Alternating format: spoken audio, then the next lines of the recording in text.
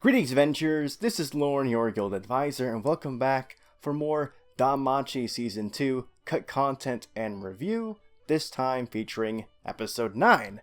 Now, obviously, this is a new setup. I moved recently, and things are still kind of being arranged around. As you can see, I kind of messed up mounting the poster in the back. It's a ReZero one. You can barely see it in the picture here. I haven't hung up Ryu yet because I don't have the proper nails for her, because her frame is a bit different. I might just get a different one altogether so it matches with the black frame with the ReZero poster in the back, but we'll see.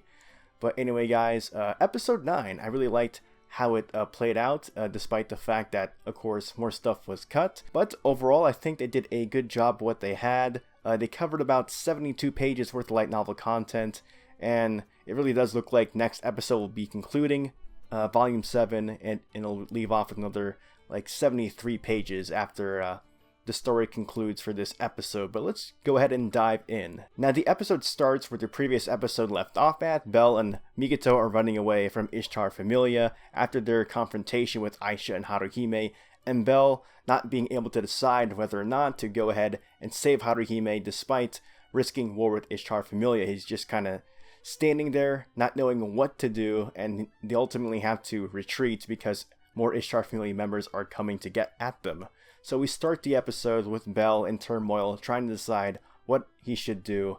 And right here, the episode has Mikoto leave for a little bit. She never actually leaves during this moment. She actually sees Belle and how frustrated he is, how confused he is, how he's trying to make a decision, and she actually calls out his name, and that lets Belle know that yeah, Mikoto is also suffering. Mikoto is Haruhime's childhood friend, and of course Mikoto is suffering, and he's trying to decide what to do. And I do like what they did here with his decision making, because you see how he's trying to decide what to do. Like, I should save Haruhime. Like, he's mad at himself for not being able to make a decision. He even says to himself in the light novel, "Not once did I say that I would save her."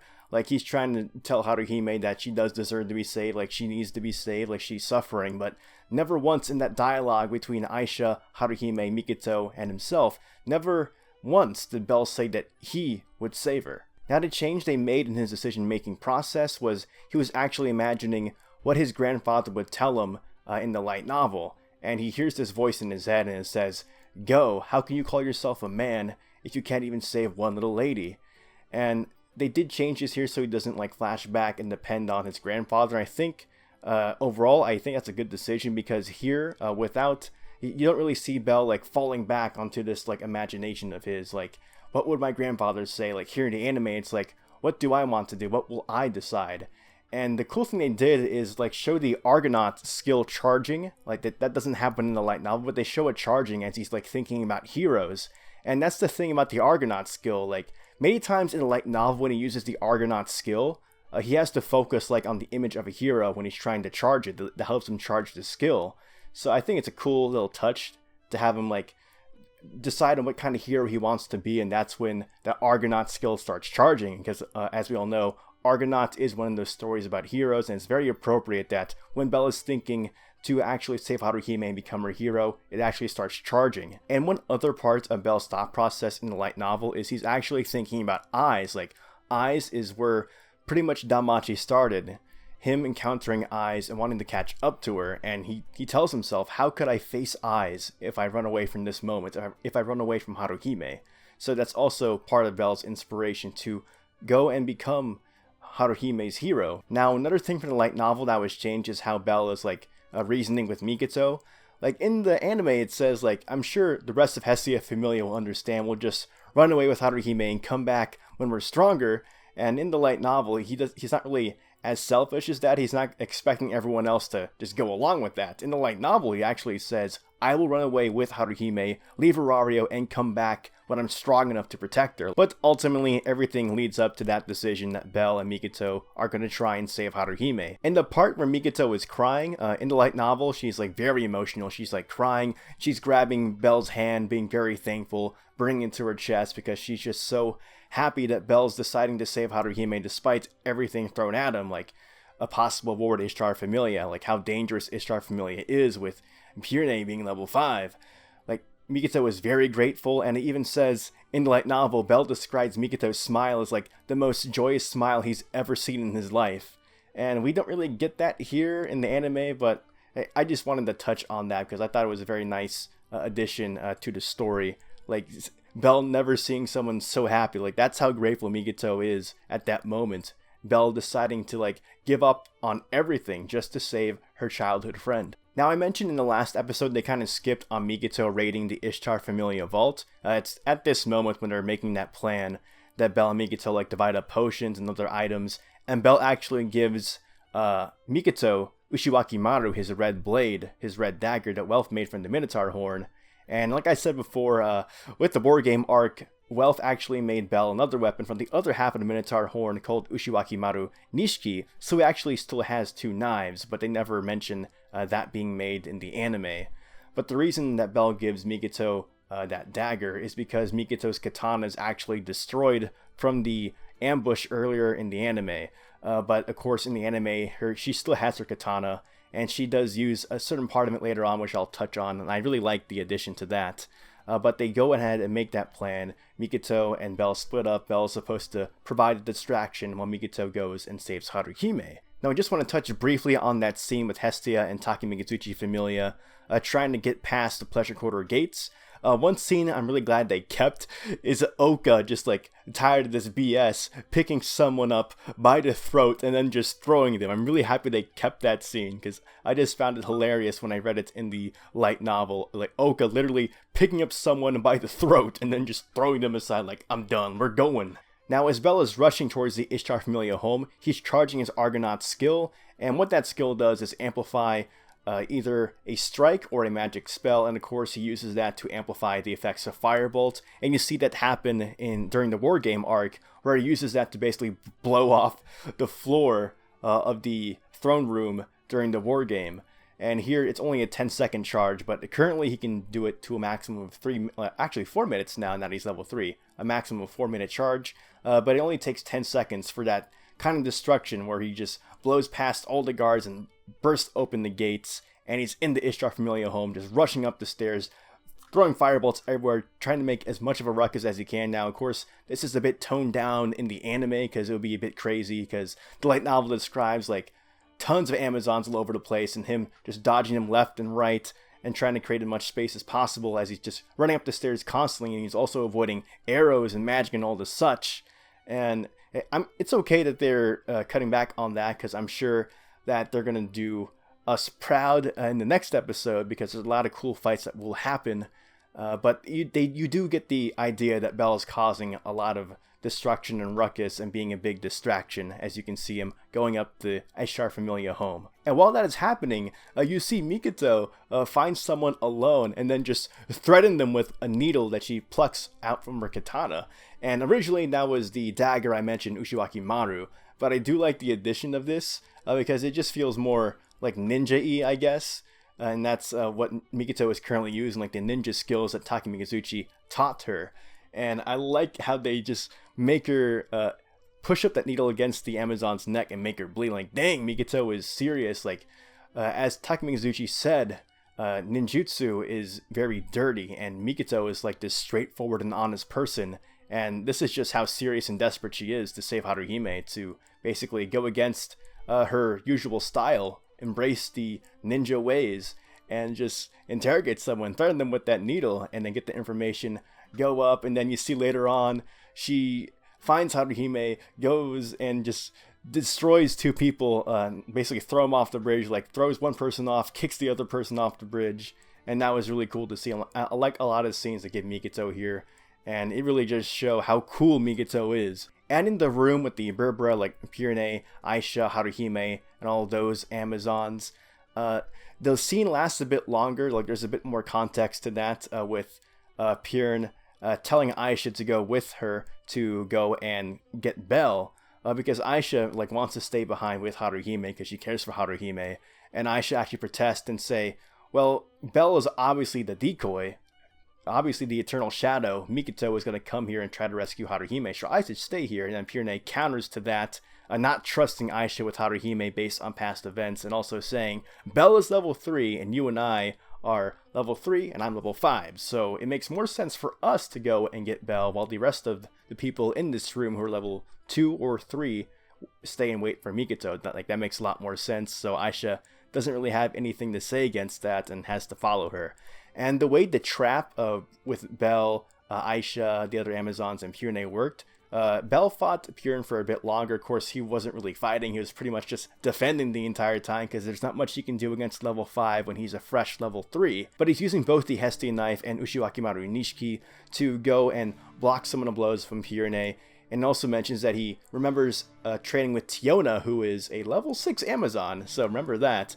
Level 6 Amazon and how to basically redirect strikes. So he's using the blades to redirect these strikes. And of course, it does end up with him being trapped by Ishtar Familia. And that's when Ishtar herself shows up and says, I'll take care of this boy. And as you can see, while Ishtar is trying to charm Belle with her body, her aroma, her entire aura as a goddess of beauty, it's not working. And then Ishtar demands Tammuz to reveal Belle's status.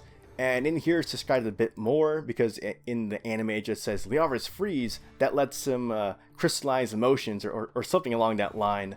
But she actually looks to luck skill for a little bit that Belle has and is kind of interested in that. But of course she looks to Liara's freeze, which is continued desire increases growth exponentially. And the reason why that makes him immune to charm, the charms of a goddess, is because the way of Liara's freeze works. He's so set on that goal of catching up to Eyes, he can't think about anything else. Desire of his is to catch up to Eyes and become stronger, and that just kind of overrides any other desire, meaning the charms of a goddess, and that really pisses Ishtar off. And the reason why Tammuz lets go, Tammuz is level 4, he should be able to lock down Belle, but even Tammuz is surprised at how angry Ishtar is that the charm isn't working, and then Belle uses that opportunity to go and escape. And when it comes to that Freya Familia scene, it's a bit longer in the novel, of course. What actually happens is Freya mobilizes all the troops, and she's walking outside of Familia home, and there's over 100 members lined up, ready to go into the pleasure quarter and bring her business to Ishtar because she messed with the wrong white-haired main character. But what I do like about this Freya Familia scene is we get to see those teases of the other Freya Familia members besides Otaro, besides Alan. We got to see more Freya Familia characters drawn, featuring the Bringar, which are the 4 Palom brothers, and then you have Hegni, the Dark Elf, and then Hedon, the White Elf, and we're, of course, probably going to see a bit more of them later on this season. Now, going back to that bridge scene with Mikoto, she's trying to talk to Haruhime, trying to convince Haruhime that she's worthy of being saved, and rather than Lena, just throwing a weapon at Mikoto and that making her fall down, in the light novel, it's actually a thunder magic sword being used on Mikoto.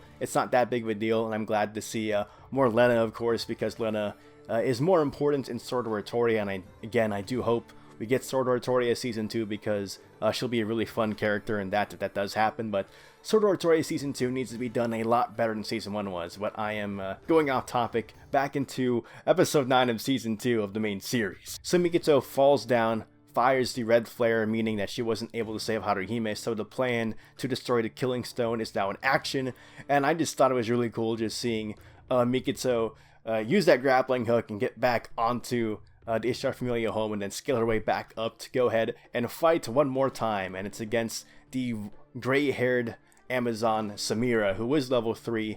And the fight, of course, is a bit different in the light novel. Most fights are, they try to tone it a bit down here. And I'm guessing they're saving a lot of the big moments for the next episode because that's pretty much the climactic episode. But the fight plays a bit the same. There is one cool detail I want to mention is that, like I said earlier, Mikoto stole stuff from the Ishtar Familia vault in the light novel, and one of those is a smoke bomb, and she uses that smoke bomb and then throws her shirt at Samira to make her think that that's her, and Samira strikes at the shirt and then realizes that's not her, but it's too late. Mikoto jumps up, grabs Samira with her thighs to her head, and then throws her head down into the ground, and then she's kind of limp for a little bit, but of course, being level 3 as opposed to Mikoto's level 2, Samira is able to recover from that, and then Mikoto is caught in that pinch where she has to basically become a living bomb, because I mentioned it earlier during the War Game arc, but she triggered Ignis Fatuus on purpose, actually. So what Mikoto is doing is she's chanting that spell to make magic flow through her body, and then she's trying to use all the magic that's like the rest of the magic in her body, and then not pull the trigger spell like the end of the spell, or even you see Samira like trying to get Mikoto off because she realizes what she's doing. Like if Mikoto were to lose her concentration with the spell, or if she just doesn't pull the trigger spell like the end of the spell, Ignis Fatuus will trigger, and that magic that has nowhere to go will just blow up, and that's exactly what happens here in the episode.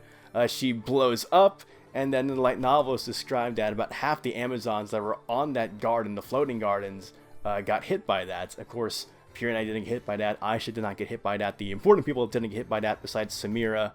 But yeah, Mikoto is pretty much down for the count right now. She's not going to come back from that too easily, blowing herself up. And now the rest of what we see of her is her falling once again off the floating gardens. And of course, with Mikoto taking out Samira and a lot of the Amazons with her living bomb, that's the signal for Bell to go jet his way to Haruhime before they try and kill her with the Killing Stone ritual. And what actually happens here in the light novel, like you see just here in the anime, Bell stop Sheree from using the knife and ending Haruhime's life. But Pure actually makes it in time. Like, she's level 5. She's not going to just watch Bell run up there, because Pure is faster than Bell. So Pure Toad actually runs up to Bell, and she charges a punch with all her might. And Bell, the madman that he is, he runs right at the punch, and then like dives under it and like tries to brush past it, and he succeeds in doing that.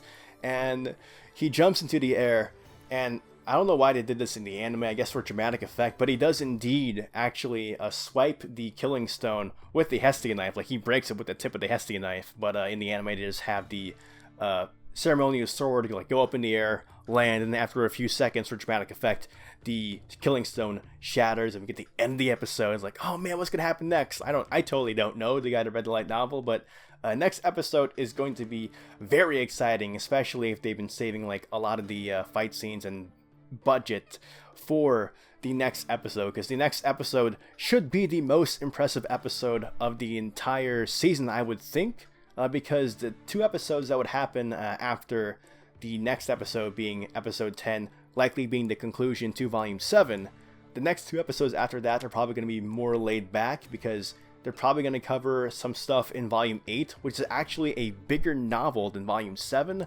but it's mainly a lot of side stories with one small overarching plot going on through a bit of them.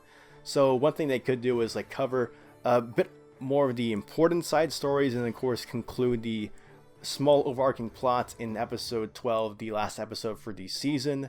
And hopefully they tease something pertaining to stuff in volume 9, because volume 8 actually like leaves off on a small little cliffhanger for volume 9, but that's season 3 type of material, and I am still hoping we're getting Sororatoria season 2 before season 3 of the main series, and that's mostly because there's some foreshadowing for stuff that will be in season 3 of the main series in a potential Sororatoria season 2, but we'll just see how that goes.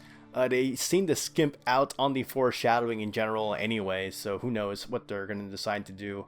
But either way they go, season 2 of a Sororatoria will be really cool to see.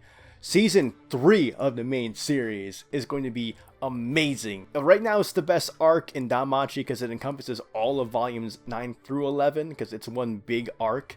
But of course volume 14 keeps getting delayed, so but I think volume 12 through 14 is going to be a really good arc as well, but it's very long, I would say, and that would require like a 2-course season at the most. But that's season 4, and I'm getting way ahead of myself there. But anyway guys, this episode was very enjoyable to watch. There wasn't too many things I was sad about being cut. Like I said, I did like how they kind of skipped out on Bell, like depending on his imagination of his grandfather and like deciding to save Haruhime basically by himself, and you see that little nice inclusion of the Argonaut skill kind of triggering when he's thinking about becoming Haruhime's hero. I liked a lot of the scenes involving Mikoto, of course. That one cool bit I told you about with the Samira fight, I was a bit sad not to see, but overall, it was really cool to see Mikoto like threaten someone with that needle, kick 2 people off a bridge, and then just grapple her way back up to the Ishtar Familia, and there's like over 100 people on that garden as described in the anime, so Mikoto is pretty brave and pretty daring to be doing all of this. And I think this episode just does a good job showing how badass Mikoto really is. And again, I was very excited to see those Freya Familia character designs that we haven't seen for the anime quite yet.